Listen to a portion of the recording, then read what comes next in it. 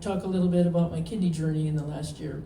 So about a year ago, I was in the hospital around Christmas time.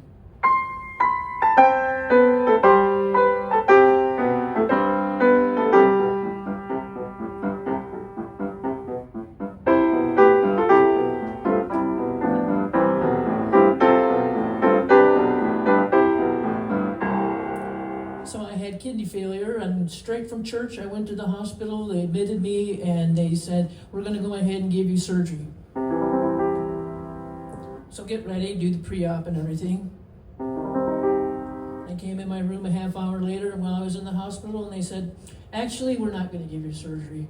Okay. The next day, they said, we're going to give you surgery.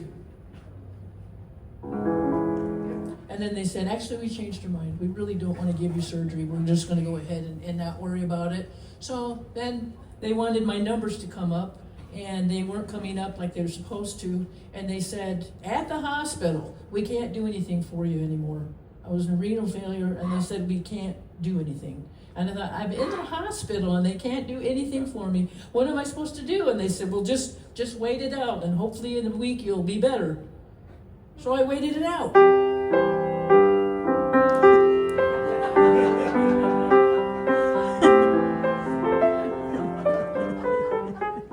And then mysteriously, about Friday or Saturday, my numbers started going up, and they said, you know what, Miss Minkler, you can go home. And I thought, really? I can go home? I was so happy!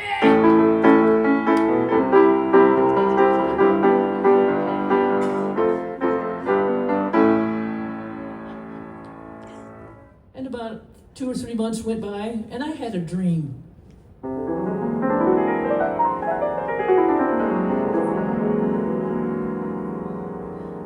And in this dream, I saw my dad. Now, my dad has been in heaven for 4 years, and I heard him as clear as a bell. I saw him laying in the hospital bed. And he said, Cindy, Dr. Scribner. And I thought, what? And he goes, Dr. Scribner. I thought, well, I don't know him. Dr. Scribner. So I thought, okay, I'll go look for him in the hospital. First floor, second floor, third floor, couldn't find Dr. Scribner. So I thought, well, maybe somebody knows him. And finally, I was at a different place, and someone knew him. And they said, you know Dr. Scribner? And I said, yes. He actually invented the dialysis shunt that goes in your arm that filters, and you can not go in renal failure and get on dialysis. And I thought, well, wow, he's amazing. So he wasn't alive anymore. So I thought, well, I guess I wasn't supposed to meet him. But that was a way of my dad telling me that I was going to be on dialysis. So I was on dialysis for about 10 months. I wasn't really sure how long. I was going to be on dialysis for a year or 5 years or 15. Some people are on there forever, waiting for a donor. So during that time, I gave a concert here.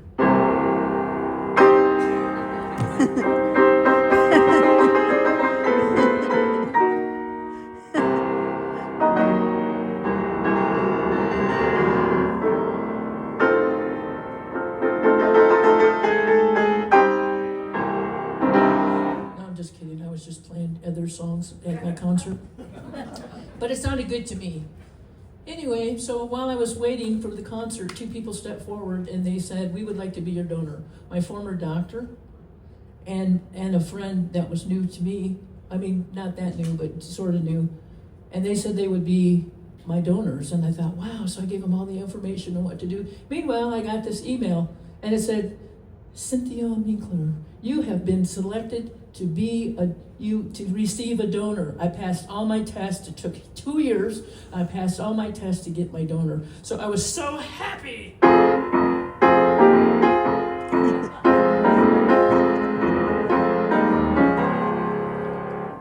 And then that email came around, and I passed it on to my brothers, and I told them, hey, I'm going to be getting a donor. And so my brother called me back, and he goes, be careful going down there, because I was waiting for a phone call. So I got in the car and headed down to Seattle to get my donor, or to get my kidney. Thank you. I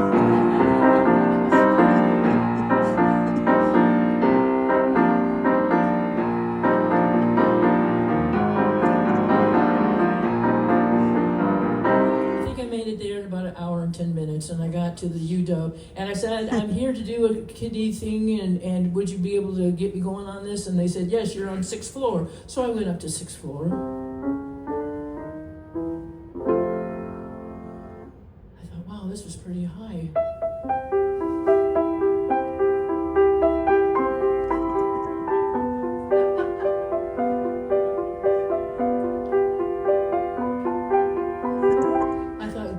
Sure has a sense of humor, because they put me on the maternity ward. I couldn't figure out why I was on the maternity ward, and they said, well, we're out of rooms, and this is the only room that we have left. So why don't you go ahead and go back into your room, and we'll wait for your kidney to get ready to go and everything. So I turned on the TV, figured out what's on TV?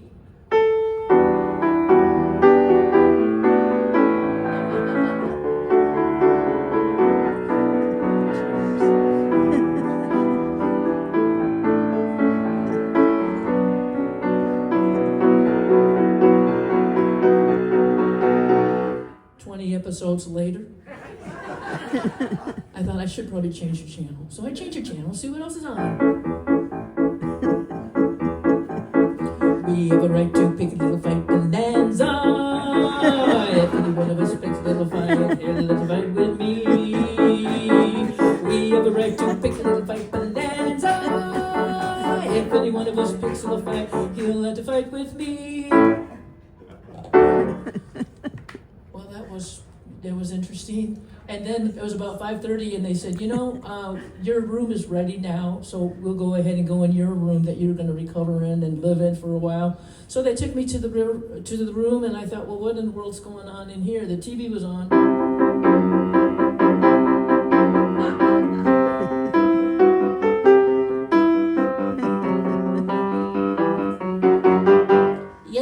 What's going on, Barb? I forgot my lunch today. I thought, oh man, the Simpsons. I thought, turn them on. So next thing you know, they came in there with a gurney, and they said, you need to get on. We're going downstairs, and we're going to go get your kidney right now. So we headed down to 1st floor.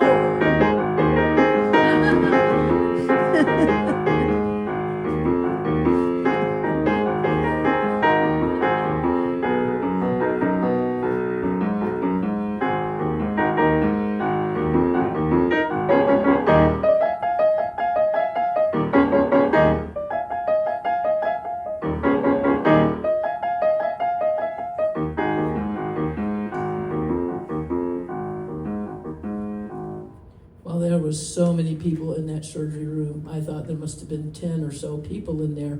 And I looked over in the corner, and they said, Miss Minkler, would you like to see your kidney?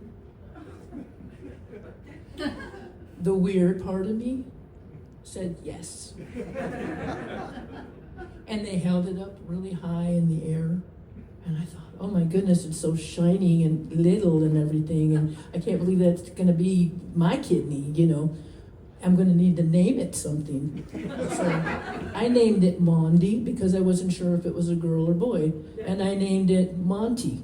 So Monty and Mondi. I wasn't sure what it was. But they left my other 2 kidneys in there. So I had 3 kidneys.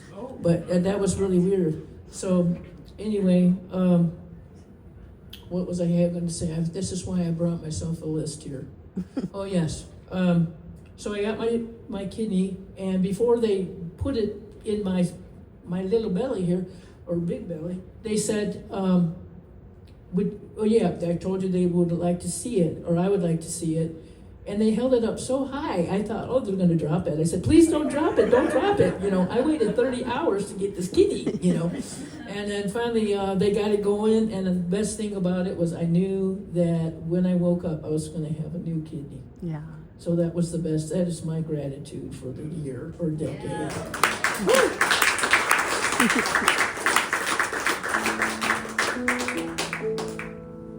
And your my brother Scott, he was there with me the whole time. I needed a care team, and originally it was my whole family, but he decided to take over because that's the kind of brother he is. And he cooked me. We went to the rehab home for kidney patients, for transplant patients, and he cooked me 90 meals in in those days that we were there together in a little apartment. And we met a lot of people that had transplants of different kinds, lungs, heart. 3 little triplets that were there. It was just amazing. They'd been there for three months. And he made sure that I was eating well. I had high protein. He made sure that he made my bed. He did my laundry. He cleaned the bathroom. He did everything. He made sure I had my pills. It was just amazing that my brother would do something like that. And it was almost like being back in time, because I haven't spent time with my brother for New Year's at least 25 years. And he took me downtown to watch the New Year's Eve celebration come in from the Space Needle. And just the fact that I could sit up and look in the car and ride in the car was really kind of miraculous. But he made sure I walked every day, and he just took the best care of me. I would have never dreamed. My family had all the food for us, and it was just amazing healing time. It took a long time, but it took. I'm still not out of the water all the way, but I'm 8 months at least, so that's good. Anyway, I would like to sing a song, because eventually, after 30 or 40 days, we got to go home. Yay! Yes.